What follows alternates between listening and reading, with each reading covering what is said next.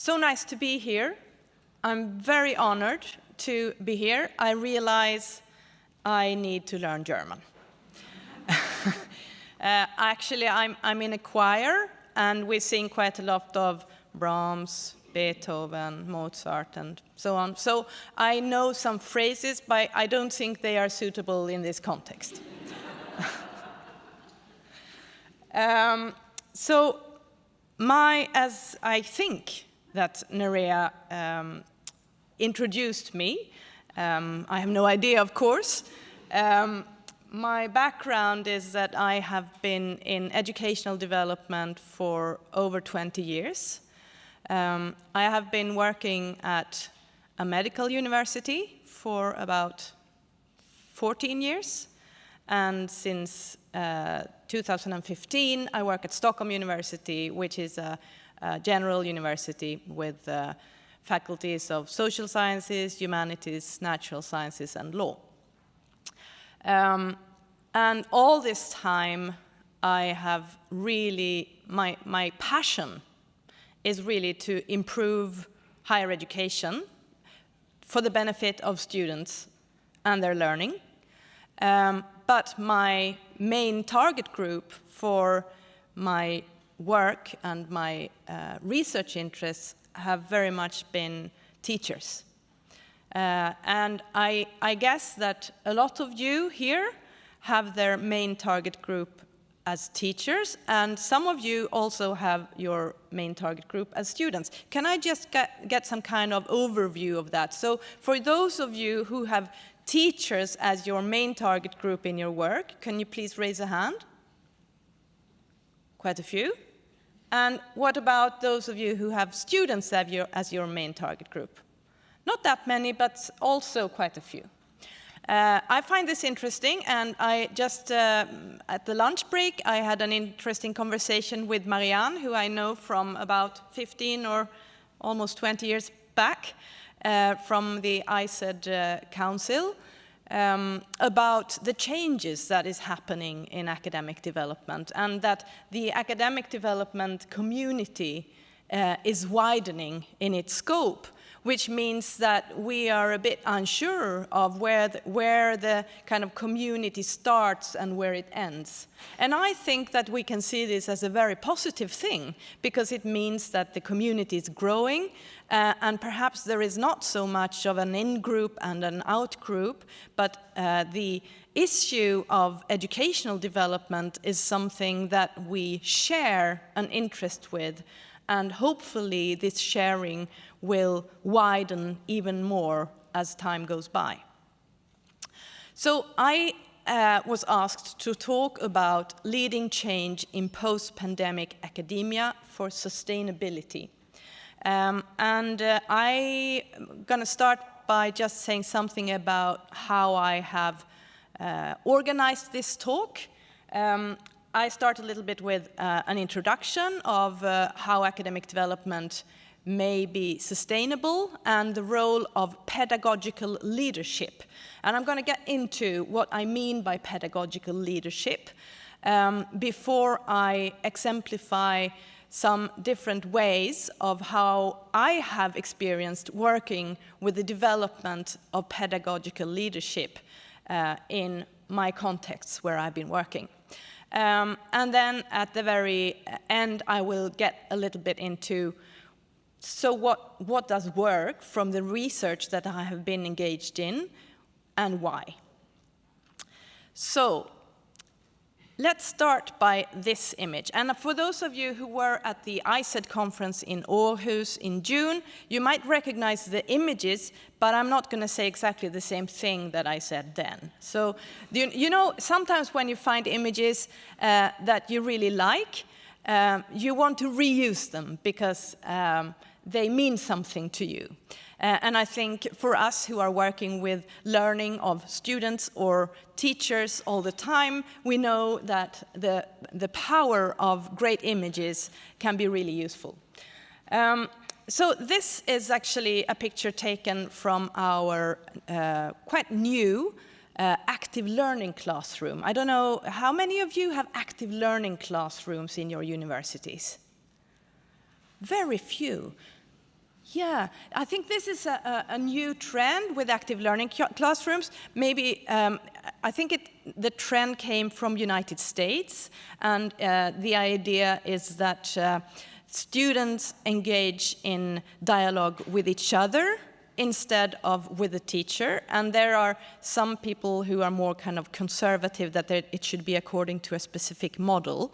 But in these active learning classrooms, there is lots of technical support in terms of that each round table has a screen where you can plug in your computer or do it wireless, of course, and students can work with their own group, and then suddenly they can share what they were doing in all the screens, and the teacher is just somewhere in the middle or floating around, and really emphasizing the students' ways of working together. I find it really interesting, but it's quite expensive, and probably you can just put together a table, a round table, and let people work now with their laptops or whatever they have as well.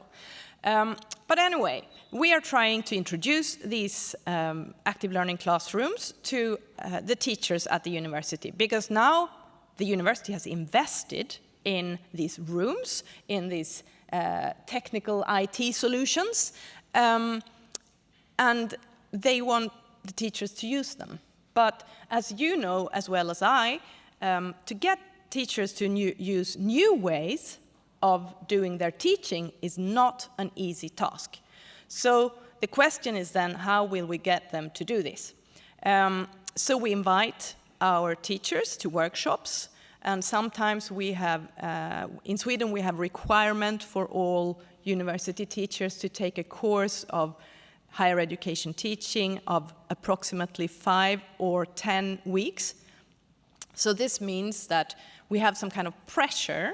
If you want to be tenured and have a full-time position at the university, you need to take these courses. So we put our course participants in this room so that they will experience this way of working, and in that way learn something about this is how you could do it in your own teaching as well. Still, it's actually really difficult to get the teachers to really use these rooms. So we are still struggling with this. So the question is, why? Why is it so difficult to get teachers, us, academics, to change? Perhaps we need to rethink educational development. And that's a question I want you to bring with you through this talk. And why is that? Well, because what I noticed early on as an educational developer was that when teachers have been at a course or a workshop, what tends to happen is this. They go back to their department, they go back to their colleagues, and it's like there is no water. The ideas that they got, the new perspectives that they had, seems not really to stick in this other context, which is their normal context. Because obviously the workshop or the course that they were taking is not their normal context. It's something different. To be in an active learning classroom is completely different what it is usually like in their teaching rooms. It maybe look like this.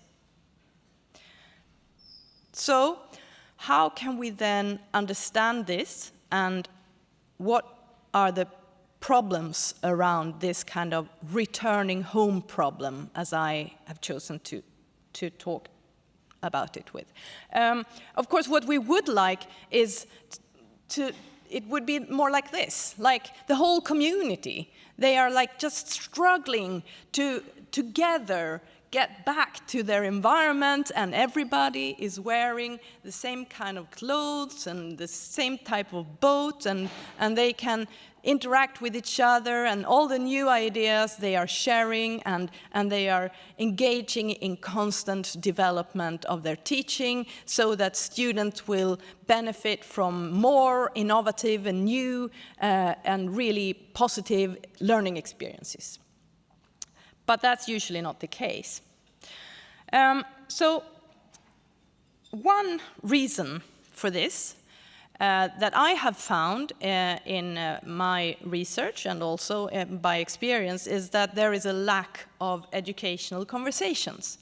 So this stemmed from a project I was engaged with a director of studies. I don't know what you call it, maybe the person who is responsible for teaching at the department.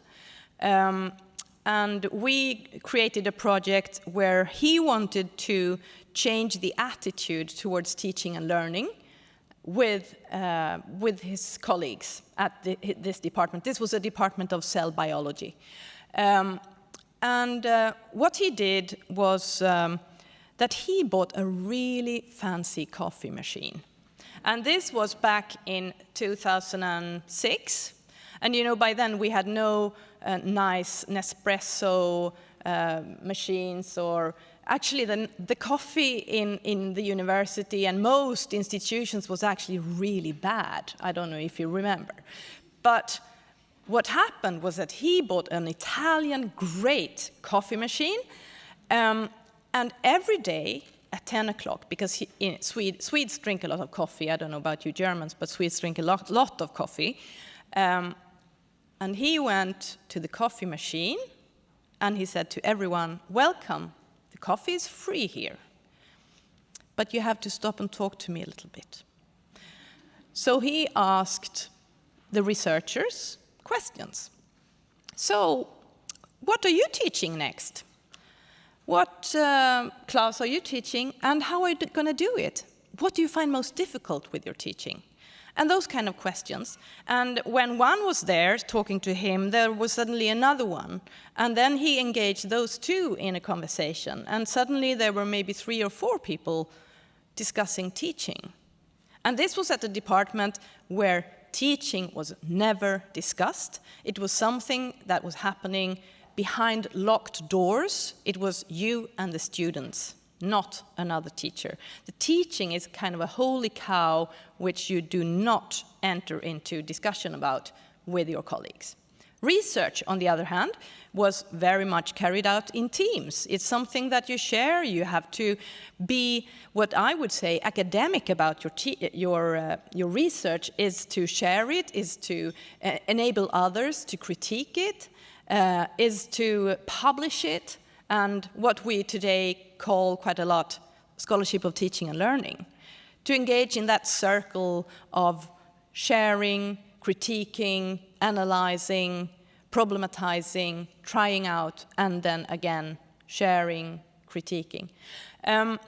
So if we're going to go from a kind of academic approach, not only on our research, into an academic approach to teaching, there needs to be conversations about teaching and education. Okay. Another problem about the returning home problem is that there is a lack of shared conceptualizations regarding teaching and learning. And what do I mean by this? Well, I mean that there are ways we talk about things we know. We find words, and we all know this from the disciplines that we have studied as students or as PhD students or in our workplace. We develop a language, a discourse around certain things. But the things where we do not have a language, it's more difficult to see what's going on. It's more difficult to actually know how we can approach it.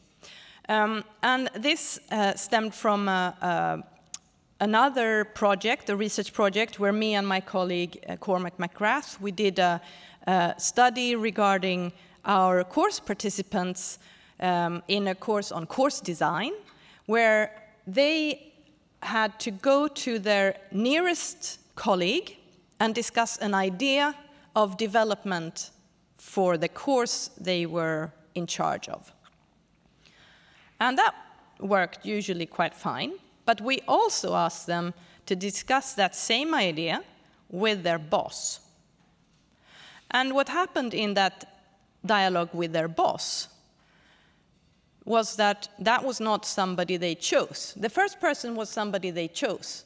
And that you usually choose somebody who you trust, somebody who is like a significant peer who will listen to you, and so on. But when you had to go to your boss, you had to go to somebody who might not at all have the same view as you regarding teaching and learning. And what happened was that there was a complete mismatch in terms of what concepts to use when you were talking about teaching and learning. Of course, this was people who were taking a course in course design, so they had some kind of interest, and they had started to develop their own language regarding teaching and learning. But that was not the case with their boss. So there was some kind of crosstalk, as we labeled it, between the different groups, and probably this was not only between these individuals and their boss, but we could see that this is probably larger than that. So there is a lack of shared conceptualizations and ways of talking about teaching and learning. So that was the second kind of reason, perhaps, for this returning home problem. And the third reason is that change seems to be carried out often as isolated events. So when we are working with change in higher education, it tends to be something that someone thinks is needed. Of course, there is change that is implied from the top down, where our provost or presidents of our universities have decided that something is going to change, maybe an organizational change, maybe the educational development unit is to be moved from the academic department into a kind of more service closer to the president's office. Or it's the other way around. This happens a lot. I think you can recognize it. But when we are working with change as teachers, in this study that we carried out with medical faculty who were teaching in South Africa and in Sweden, it turned out that most individuals, they did work with change, but it was very much small scale, and it was like, for instance, changing the way the assessment was carried out, what type of questions were used, or changing the way seminars were organized, and those kind of things. But it was something that those individuals did on their own. And it was not done really in collaboration with other teachers. So it was something that perhaps was felt, this is what I can do. And that's where it stops. So it's not systematic change. It's something that individuals engage in. And this is where I put up this strange image. You're wondering now, why is it this image of all the pipes? Well, in Sweden, we have this saying about thinking like drain pipes. It means that you have all the water from one flat going in one pipe, and then the water from another flat in another pipe, and so on. And this is an image from Scotland, where I used to live. And I think it's quite funny that in Scotland they have all the pipes outside the buildings instead of inside them. And I guess it shows that they never go -0, because if it's -0, they will all freeze and burst, which also happens. But I guess that this idea that the isolation from each other is actually a big problem. We need to think larger than that. And the question is then, how could that happen? So that's what I'm going to go to soon. But to go back then to the overall picture, the returning home problem is about the lack of educational conversations, the lack of shared conceptualizations regarding teaching and learning, that change is carried out as isolated events. And this, of course, impacts the different conditions, and I think we need to impact them by focusing on educational leadership. But because we now have been sitting still for a little while, and I know that you are engaged people, I suggest that you take 2 minutes and turn to the person sitting next to you and think about these points. Do you recognize this? Does it resonate with you?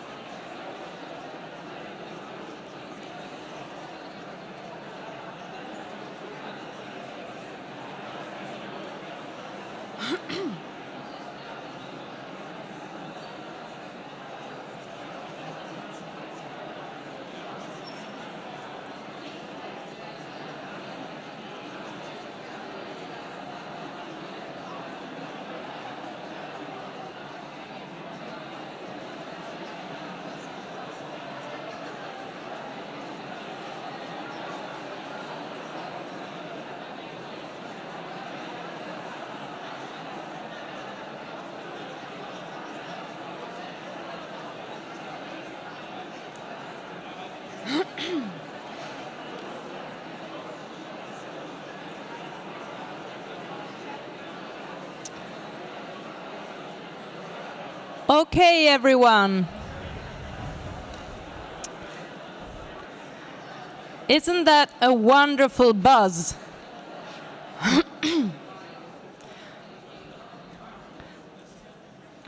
I just had to take this opportunity of getting that sound. It's so nice. You never get it in Zoom. Yeah, so let's continue. So now if we look into kind of pandemic academia, what happened? Well, this is me in a meeting with some IT folks, my vice provost, some faculty representatives, and we were trying to solve some problems about how will we assess students at a distance. Perhaps this was a problem at your universities too. The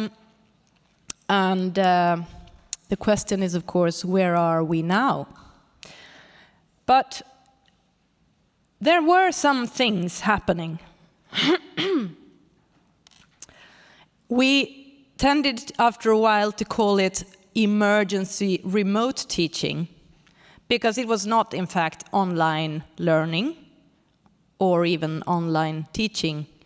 It seemed to be some kind of emergency situation where you just transferred all your normal kind of face-to-face teaching into the online environment without any basis on all that research that had been carried out for 20 or 30 years regarding how shall we teach in an online environment to foster learning in the best ways.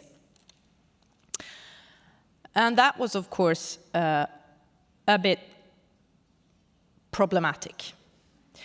And then we had the digital assessment, which was also a big struggle for a lot of people, especially those who were used to big room exams, because how would you know that the students were not cheating? But also there were some learning about new tools. Well, some were new and some were actually not new at all, but they were new to most teachers. So there was a completely new situation, and a lot of people learned a lot of new things. And what were then the benefits and the drawbacks? And I think that now you are all back to on-campus teaching in Germany now, aren't you? Yes. I understand this week is a free week for the students, but next week it all kind of starts.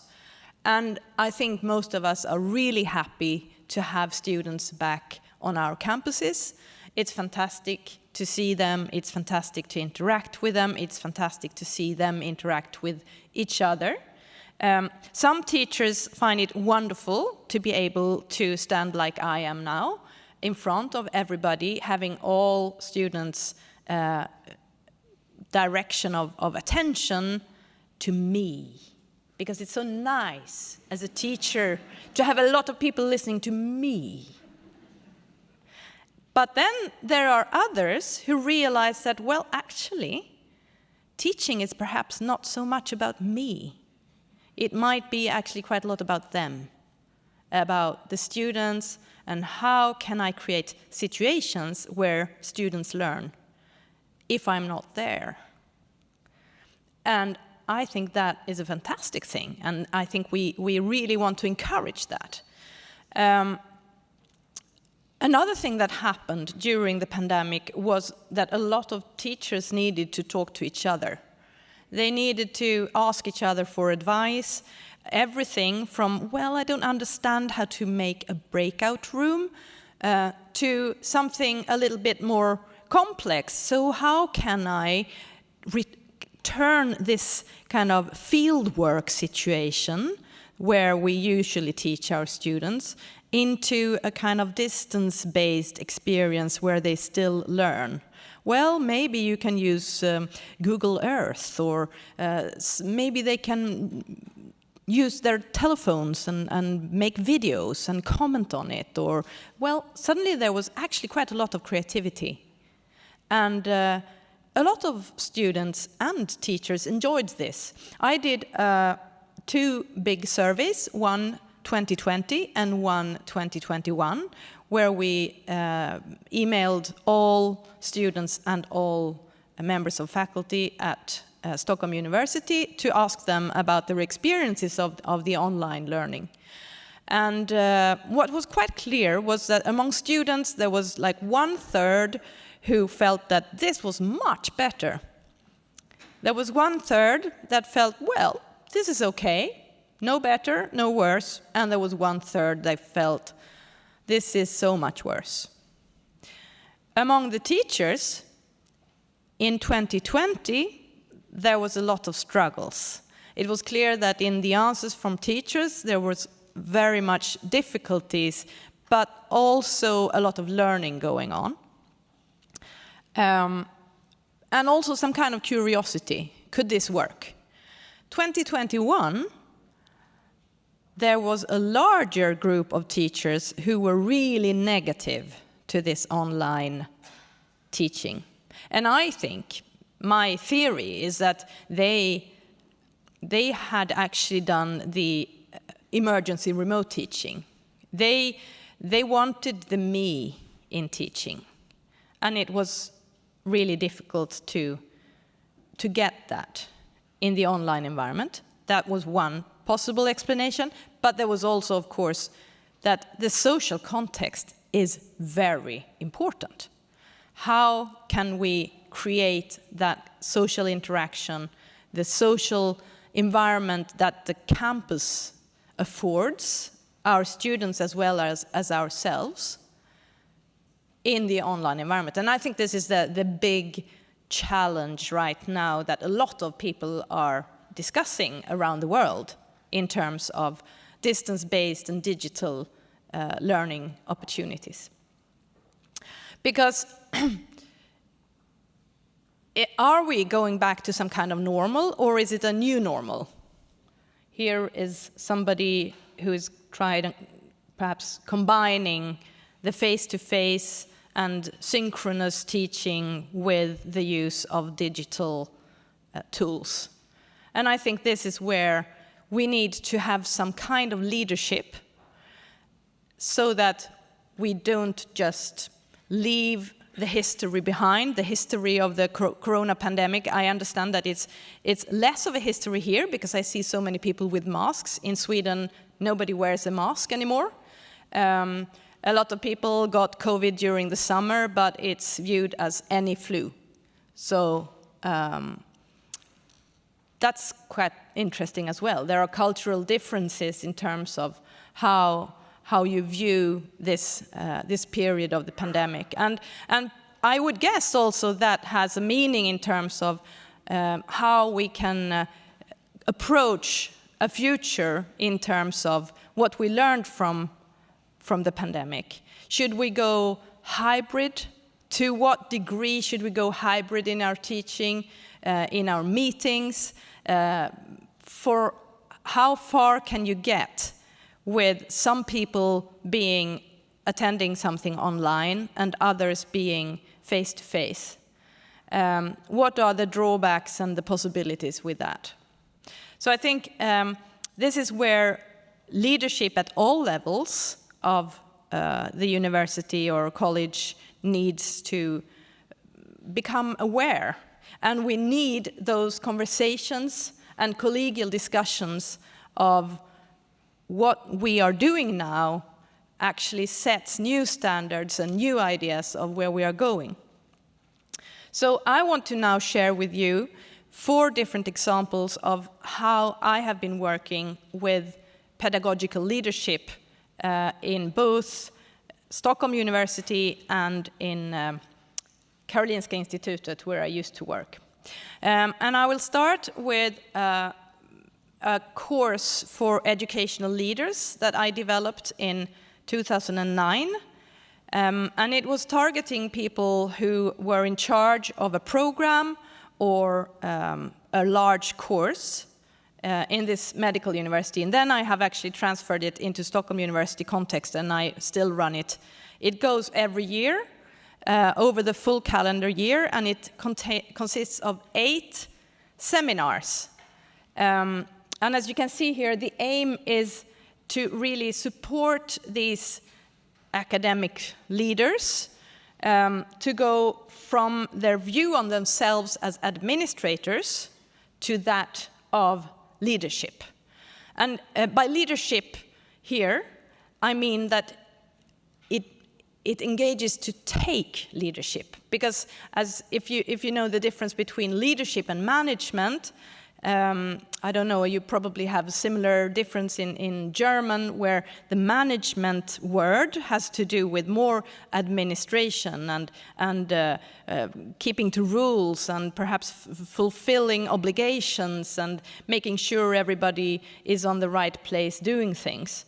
But leadership is about vision and ideas of where we are going. And the problem with leadership is that you need to gain it. You need for people to listen to you to be able to lead. So what I wanted with this course was to empower those who took part to learn about their possibilities of leading. The seminar series, which was, I said it contained of 8 seminars, and each seminar had a different format. So in one seminar, you learned about the case method because it was designed as a case method occasion. And in another one, it was like a journal club. And in a third one, we used something called fishbowl method, and so on. So the people attending this course also got 8 different ways of dealing with a group of people in a course or in a meeting. At the very end of the second course, we did a study together with the participants in the group to identify what do we mean by pedagogical leadership and what do they mean by pedagogical leadership. And this is the outcome of that, and it's also published in the paper. I've written there the reference at the bottom. So it's about leading change and development towards a vision. It's about enabling learning for teachers and students. It's about creating spaces and environments for learning. And that means also both for teachers and for students. And creating bridges and networks between groups of teachers and perhaps between groups of students. And to be a co-creator of the pedagogical culture in the organization where they work. And this might sound like really high up there and high-flying, but I would say that it mainly worked for most people. And I can see still, and this is why I'm still doing this course together with my colleague, that to view your view of yourself and your role when you are asked to take on responsibility at the university can be so different, and it can mean everything for those other teachers or students who are reliant on that role. So that was my first example.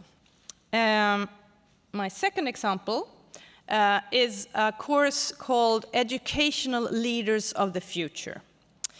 And this was actually an initiative where I worked quite heavily with lobbying towards the management of the university, like the steering group of the university, to say that, okay, you're investing quite a lot of funding into developing the researchers of the future. So this was at Karolinska Institutet, medical university, lots of kind of medical basic science research going on there. And of course, they don't compete with other Swedish universities. They only compete with Stanford and Mayo Clinic and other kind of high-stakes universities in the United States. But when it comes to education, because they are educating all health professions, education groups in Sweden, that was not a priority.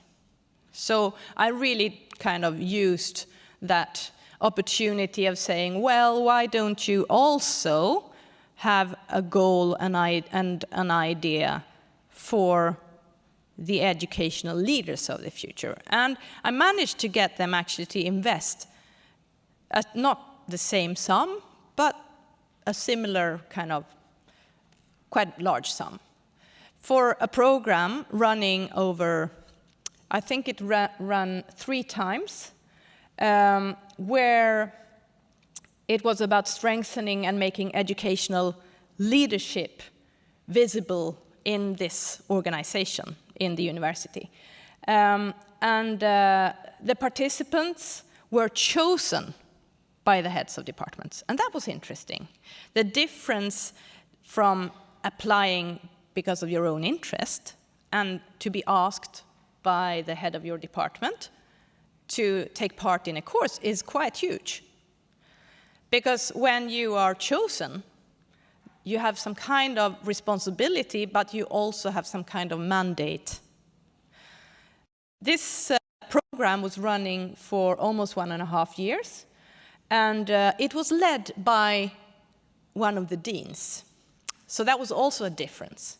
It was somebody who had an academic legitimacy in the organization, somebody who had kind of gained that position through their academic track record, and who was also, it was somebody who was interested in issues of leadership and of education.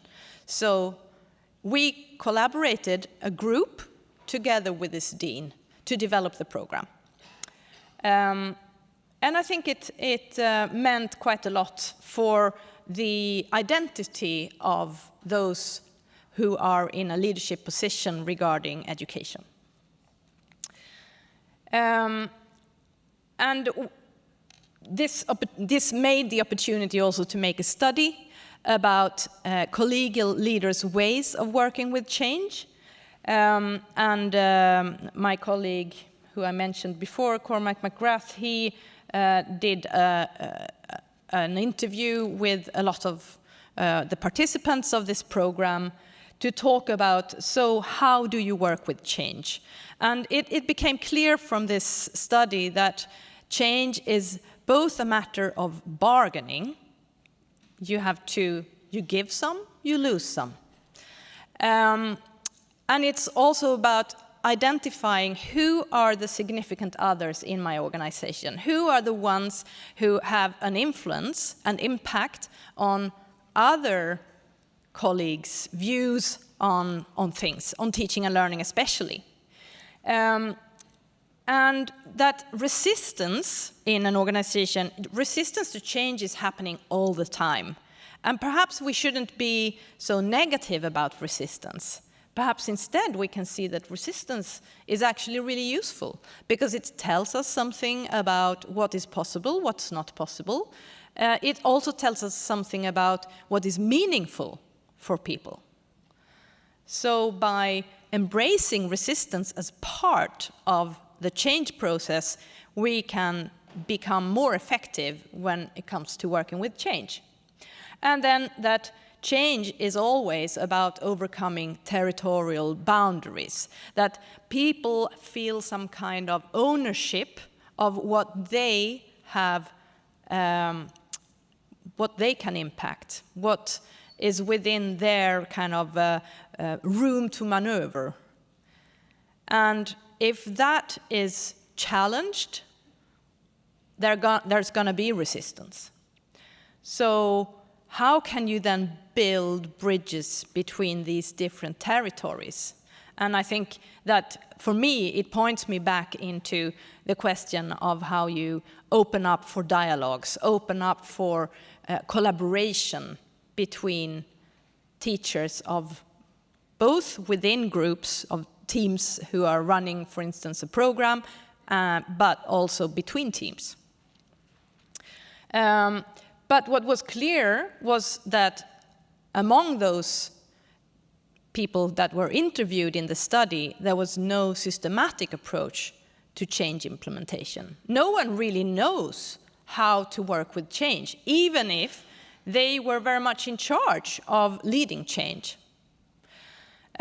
So this actually led us into, there is a really good study, a review study by Meyer and Stensaker from 2006, where they prescribe 5 different approaches to working with change.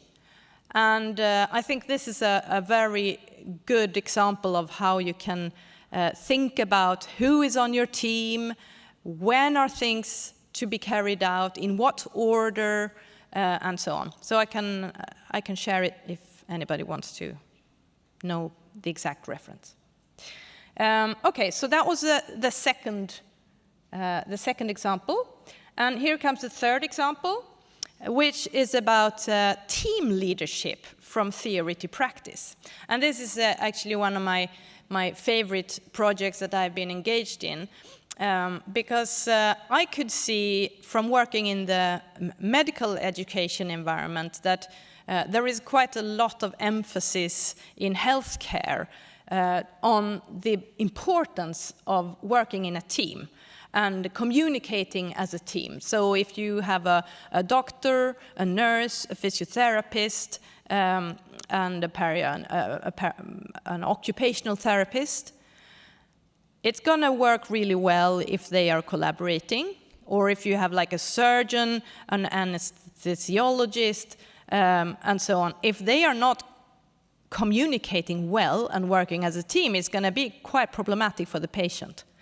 So this idea of working in a team could perhaps be transferred also to teaching.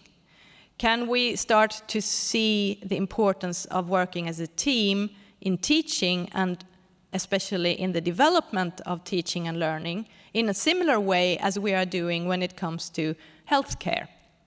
So I started a project where I asked teams of teachers to apply to a course. And this course was about leading educational change. So we had 5 teams, and the teams were between 3 and 6 people in each team.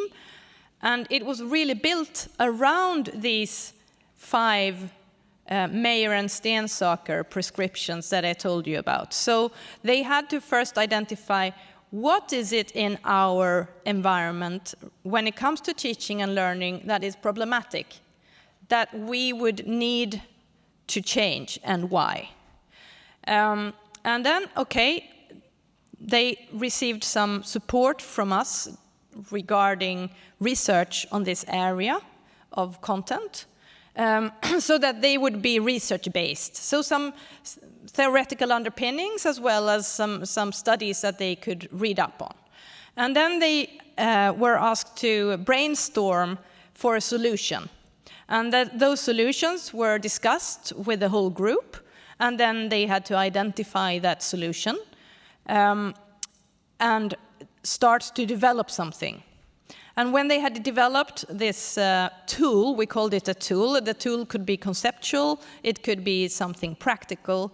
For some people it was, for example, a list of questions always to ask students when they went on rounds. So in healthcare you go on rounds with your supervisors to ask patients different questions, and they got this tool with questions for students. Another one was a film about feedback for clinical supervisors, because students get feedback all the time, but the kind of feedback they get varies in quality. So how can students get the correct kind of feedback is very reliant on whether they have supervisors who understand something about feedback.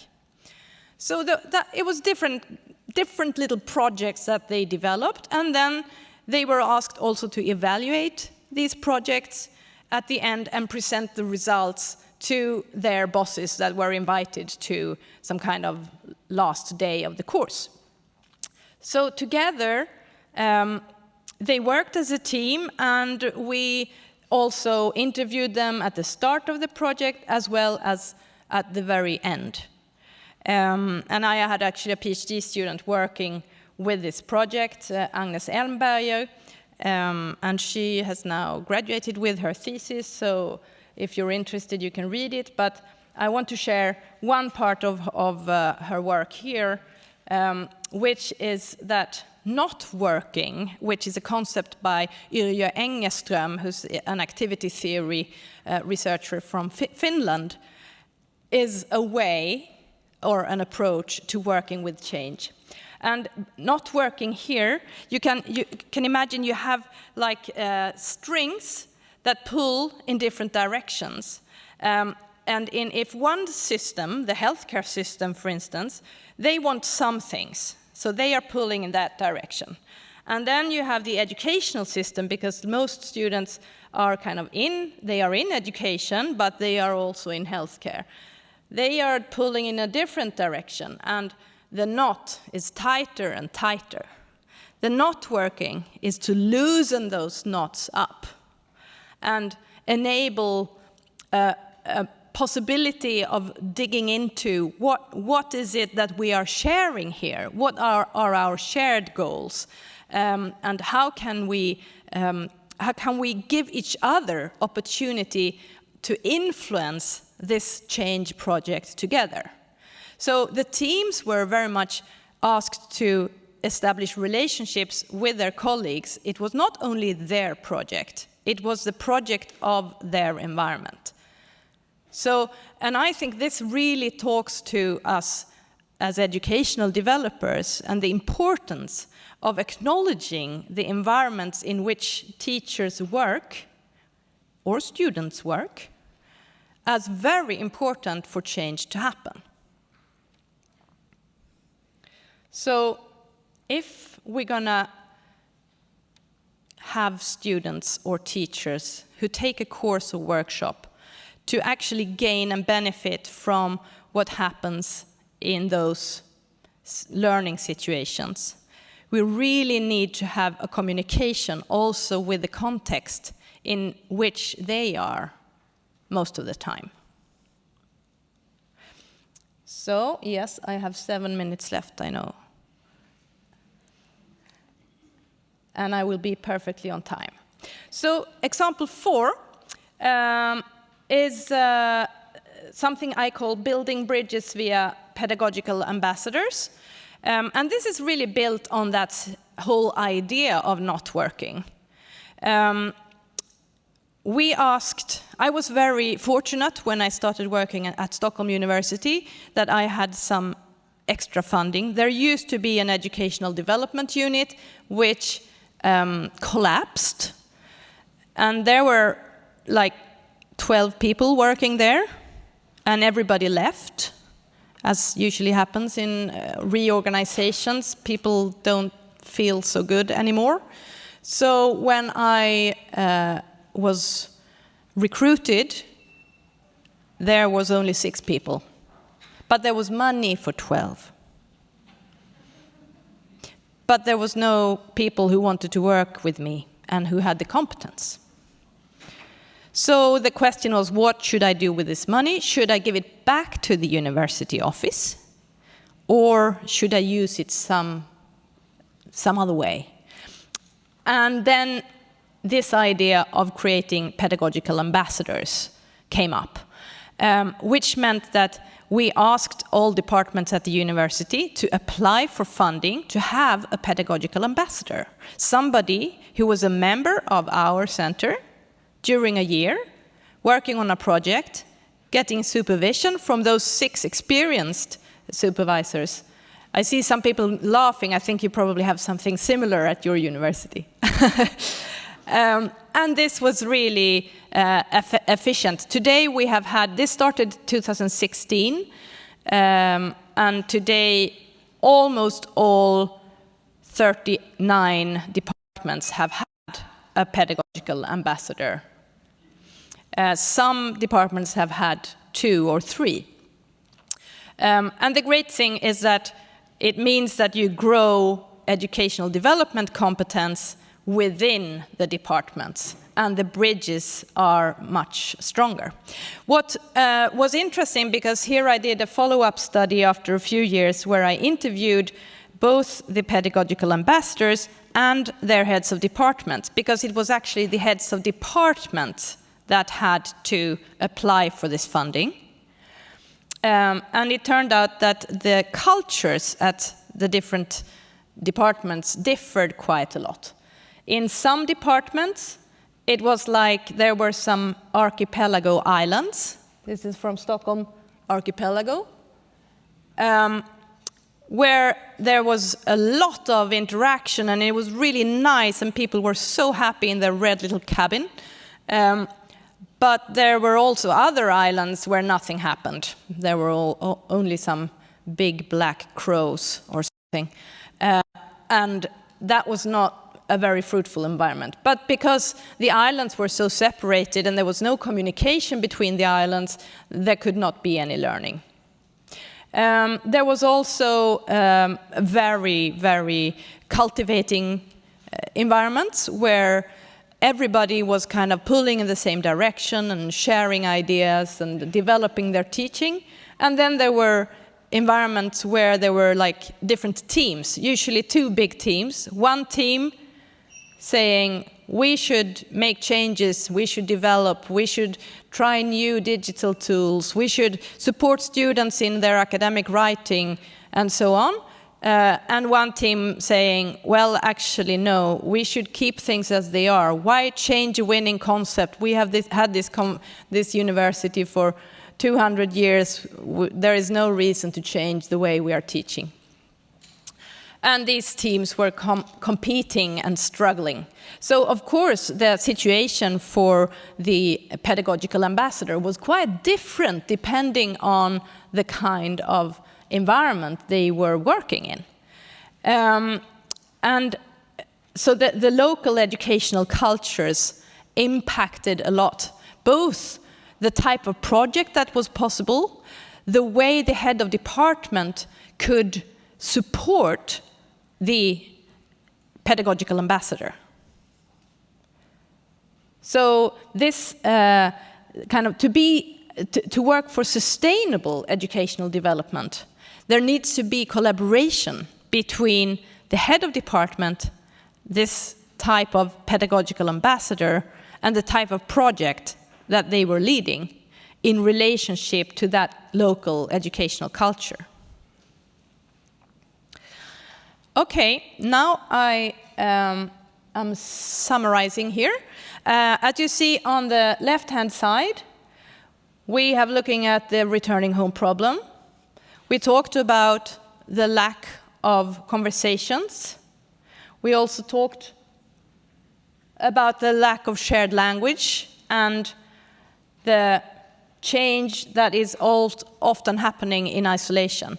And my suggestion is to emphasize more to get to some kind, at least one part of a solution, pedagogical leadership, where, no, I have to look at this way, where you emphasize pedagogical leadership, identify and invest in the future leaders, and coach teams in change processes through this idea of not working, and invite and collaborate with management to adapt to the educational culture. So if we are saying something about what the future holds, I think we need to design for systematic approaches to change. We need to embrace those kind of negotiations and resistance that we meet when working with change. We need to work with teams instead of only individuals. Of course, we need to work with individuals as well, but perhaps we can integrate possibilities for individuals to also engage with teams during our courses or straight after workshops and so on, or even get to workshops together. And then the collaboration and partnership with heads of departments is really important regarding the possibilities of development. So here are some references, and then I hope that we can paddle together.